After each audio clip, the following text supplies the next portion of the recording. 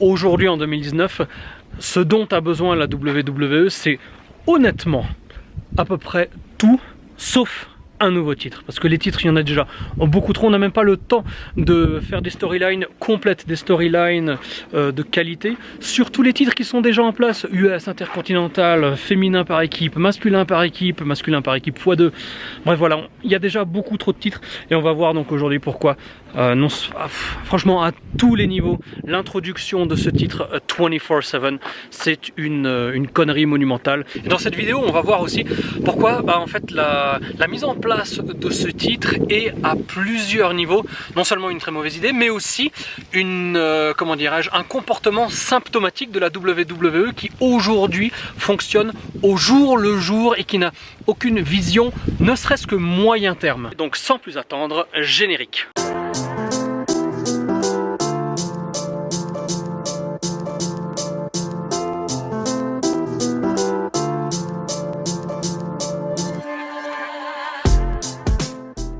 Avant de commencer, c'est vrai qu'il y a souvent des mauvaises idées ou alors des moments lorsqu'on ne l'attend absolument pas que la magie opère dans le catch. Donc il y a toujours un espoir que cette histoire de titre WWE 24/7 se transforme en quelque chose de formidable.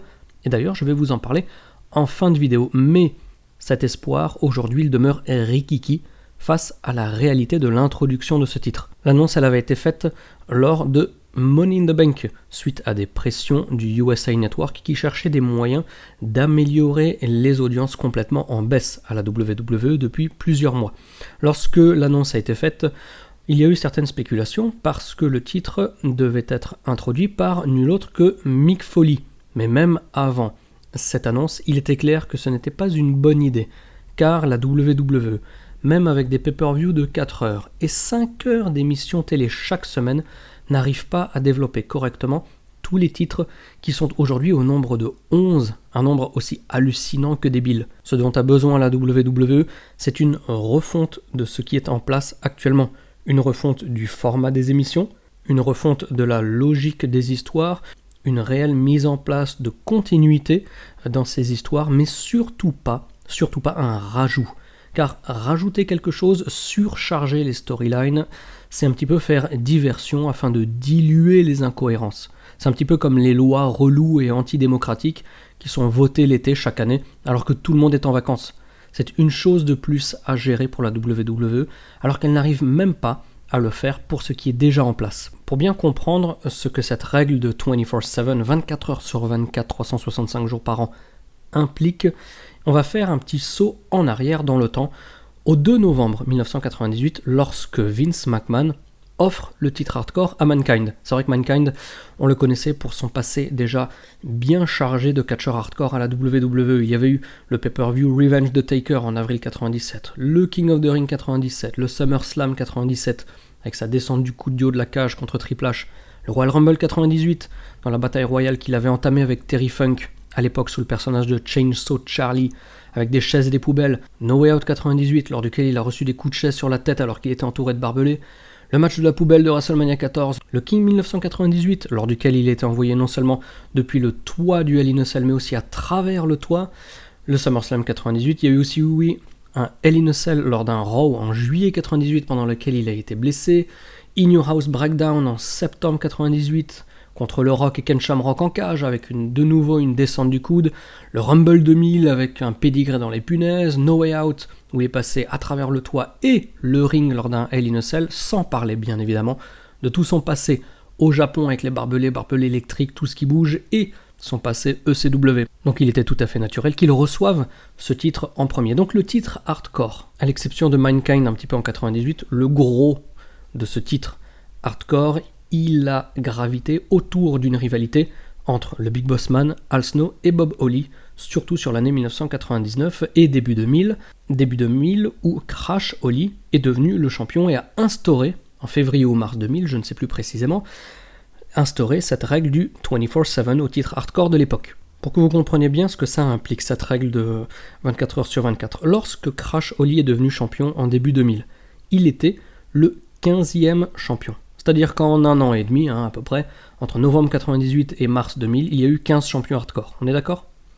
Ensuite, en août 2002, parce que le titre intercontinental et le titre hardcore ont été fusionnés. Disparition du titre hardcore, et puis il n'y avait plus que le titre intercontinental, ok?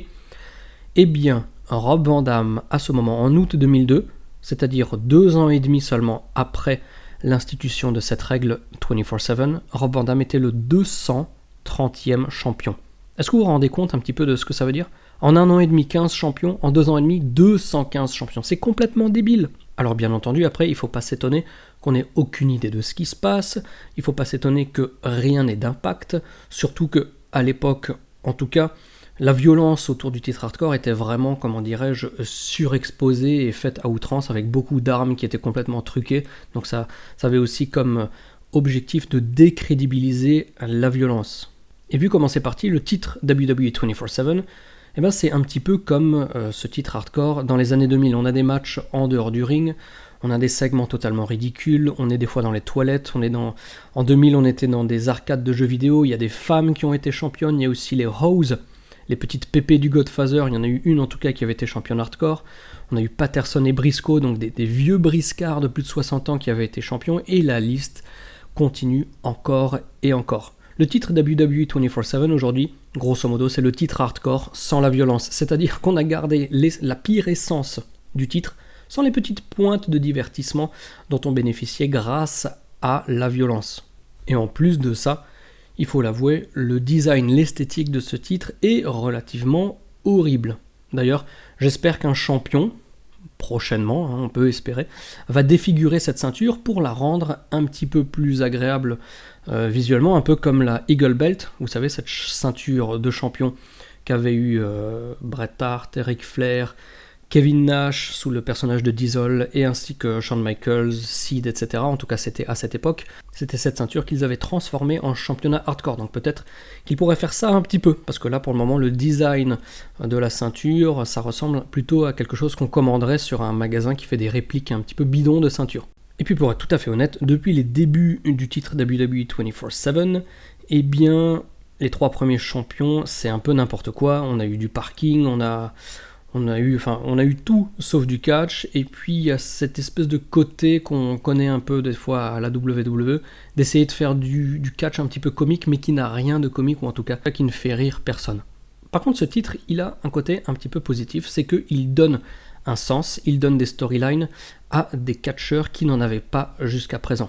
Par contre, le gros piège, le gros côté négatif, c'est qu'il sera très rapidement impossible pour tous ces catcheurs de redevenir crédibles dans le futur, s'ils en ont besoin, après être tombés aussi bas que le niveau des feuds qui vont graviter autour de ce titre. Donc on a un mix de jobbers, on a un mix de mecs qui sont inutiles, et on a un mix de mecs qui sont inutilisés. Et en bout de course, tout le monde est relégué au même niveau, le niveau de la chiasse catchesque d'un titre qui n'aurait jamais dû voir le jour si la USA Network n'avait pas fait ses pressions. Et vous n'êtes pas sans savoir que la clinique, c'est 98,5% de catch et 1,5% de découverte et de culture. Donc on va faire une toute petite pause dans cette vidéo, petite pause d'1 minute, et puis je vous reprends après. Pause pendant laquelle je vais vous faire découvrir les beautés ici de cette vallée de la Lune et aussi de la ville de La Paz, parce que même si on est incollable en catch, c'est toujours très bien de pouvoir parler en détail d'autres sujets. Donc voilà, petite pause et je vous reprends juste après, et on va conclure ce grand débat autour AUTOOOOR du titre 24/7. 72 at Garden City, 70 reported by Dodge City and Liberal, 72 over by the good folks of Garden.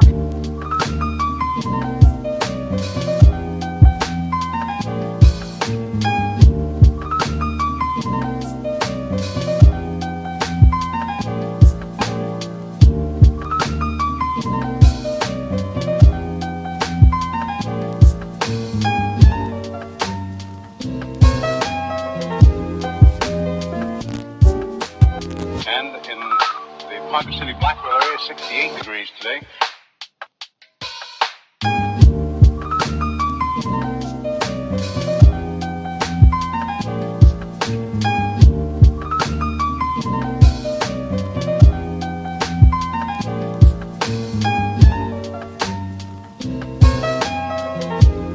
Winds southerly at about 15 with gusts of 25. 5 miles an hour. Barometric pressure 30.00 and is rising. And no precipitation. We're about a half inch behind, correction, a half inch ahead for the year, and 1 5300ths behind for the year so far. We'll be looking for a little bit of a change tomorrow, and of course the possibility of some scattered showers. Today, of course, there's nothing showing up on the radar. However, the satellite photo was pretty interesting for the western half of the U.S. Rain showers and thunder showers along that frontal system. Donc même si les audiences ont remonté depuis quelques semaines, la réalité demeure la même depuis plusieurs mois.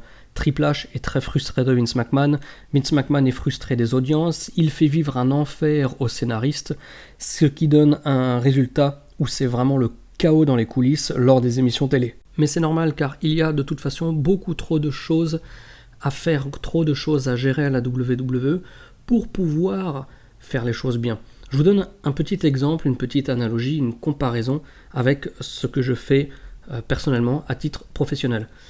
Sur les voyages et les créations de voyages que j'encadre, j'en fais 6 ou 7 par an, pas plus. Je me fixe une limite, parce que même si je voulais en faire 10 ou 12, si je voulais faire plus, toujours plus, cette espèce de course effrénée vers la rentabilité ou je sais pas quoi, ce serait impossible, parce que je pourrais pas les gérer correctement, je pourrais pas offrir la même qualité, la même expérience authentique de voyage à nos voyageurs et nos clients. Donc je me mets des limites. Je suis aussi consultant en marketing internet et réseaux sociaux.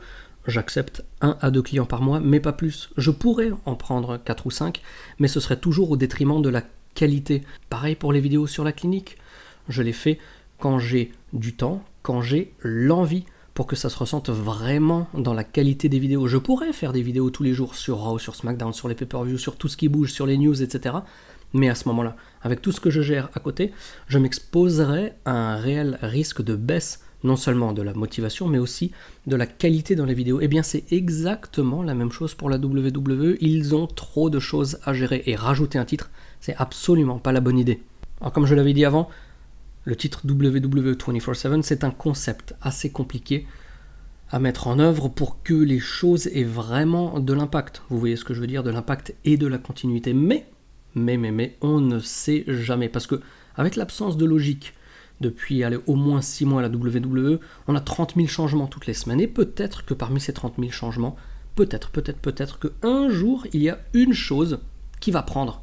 Un truc comme ça qui va un petit peu se sublimer de nulle part par magie et qui va prendre tout le monde de court et donner un résultat inattendu et superbement positif. Car c'est aussi ça le catch, ce sont des surprises. C'est vrai qu'historiquement, les choses qui marchent le mieux dans le catch, lorsque ce petit moment magique se crée, eh bien on ne l'attend jamais ce petit moment, donc on se permet de croiser les doigts. Mais en attendant qu'on croise les doigts, la réalité c'est que R-Truth qui se bat avec Bobby Roode ou Carmella entre la buvette, les chiottes et les coffres d'une voiture, c'est vraiment pas ça, j'en suis certain et persuadé, qui va tirer la WWE vers le haut. Par contre, le seul scénario, je vous disais en début de vidéo que j'avais une petite idée, le seul scénario qui puisse rendre la chose bien, c'est que pendant des mois,